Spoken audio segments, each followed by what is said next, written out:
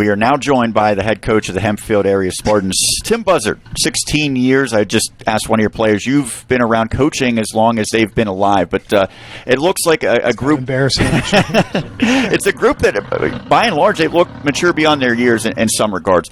Having so many key players who moved on from a year ago, opportunities for younger players to step up. What have you seen from that group that's allowed them to get off to this really nice start? Yeah, we have a bunch of kids coming into the year. We weren't sure, who was going to be where, how it was going to happen, but I know that a lot of them are hungry to play here, and a lot of them really want the opportunity. And some of the guys are still juniors, seniors that have kind of been in the program that have been working. They're getting opportunities now, and they're taking advantage of it. And that's kind of what we expect. This group's awesome. I mean, they come every day, and they really want to be here, and they really want to work, and they get along great. It's really a good team feel.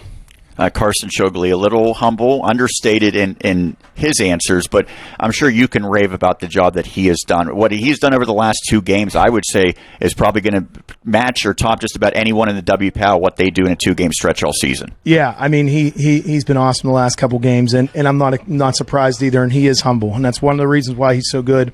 He works so hard and keeps his mouth shut, puts his head down, and does what he's supposed to do, and the last couple days, just couldn't swing the bat any better. And, those, like that second home run, say the Grand Slam, that's a home run on any field in America for sure.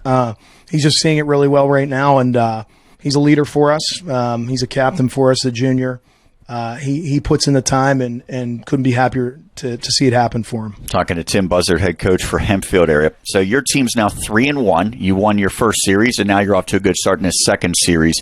How do you make sure that the team continues this over Game 2 and then Game 3 back here in a couple of days? Well, the good thing is with this group, there were not really any expectations going into this year, and they knew we were going to have to work for it. And we knew there was going to be more talented teams and more teams everyone was going to be talking about.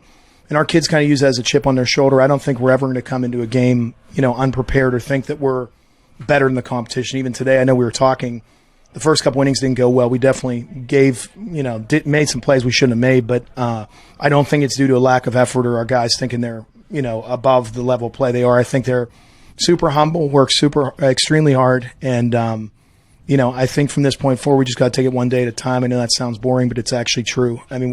We know that this is going to be a grind. 15 section games is a ton, so we didn't come in here with the thought, let's sweep Baldwin. It was, let's win Game 1 today. We got into a really bad position, and then we're able to claw our way back, so happy. When I talked to you before, you said from a coach's perspective, it's kind of fun now playing these 3-game series, trying to figure out how you want to approach it pitching staff-wise.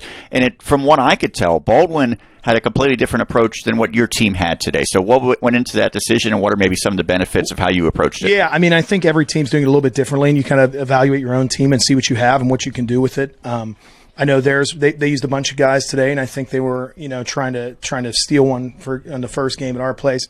We kind of set up our pitchers the first 2 series a certain way for starters and relievers, and I think every series can be a little bit different. I don't think you can get just caught on saying, okay, we're doing this. That's why it's so fun. I love it. 3 games is great. It's going to be hard for sure, and you're going to have some days where it gets tough, but man, is it fun. It's strategical.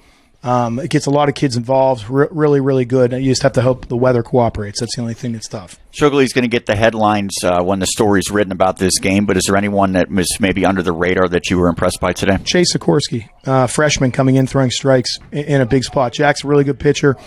Chase picked us up, though. We needed some innings out of the pen, and he came in there, and it was his first varsity appearance, not counting a scrimmage. And, man, he was all over the strike zone. He did a great job, was mixing 2 pitches for a strike for the most part, and kept their guys off balance in a spot where it was tough. And he gets the save in the process. Tim, thanks so much for doing this. Congrats on the victory. Keep it up. Sean. Yep. All right. Tim Buzzard, head coach for Hempfield area.